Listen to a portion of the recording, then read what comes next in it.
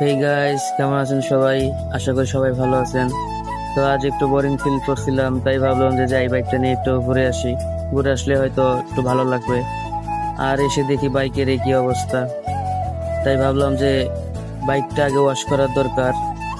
তাই বাইকটা ওয়াশ দিতে যাচ্ছি। তো যে কথা সেই কাজ, বেরিয়ে পড়লাম বাইক নিয়ে। আর এই জায়গাটা হয়তো অনেকেই চিনবেন, জায়গাটা হচ্ছিল আশুলিয়া সাভার পল্লী বিদ্যুৎ বাস স্ট্যান্ডে পড়ছে।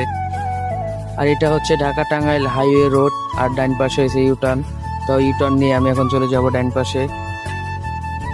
তো আমি ডাইনে বামে দেখে ইউটার্ন নিয়ে নিলাম।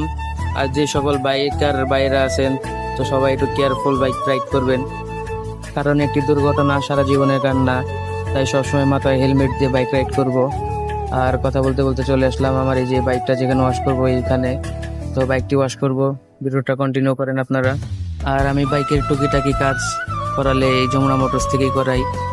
পল্লী বিদ্যুতের আশেপাশে যারা থাকেন তারা চাইলে এই যে যমুনা মোটরস থেকে টুকিটাকি কাজ করাই দেখতে পারেন। বাইকের ব্যবহার অনেক ভালো। আর এইদিকে আমার বাইকের ওয়াশ করা শুরু হয়ে গেছে। প্রথমে পানি মেরে নিতেছে ছোট ভাই। তো পানি দিয়ে প্রথমে পরিষ্কার করে নিবে, তারপরে ফর্ম মারবে। আর এই যে এখন বাইকটা ফর্ম মারা হচ্ছে, ফর্ম দিয়ে পুরো গাড়িটা ঢেকে দিবে। ঢেকে ফেলার পর পরে বাইকটা ডলে ওয়াশ করা হবে। তারপরে পানি দিয়ে দিবে, ফাইনাল ওয়াশ পানি দিয়ে ভালো করে ধুয়ে দিবে।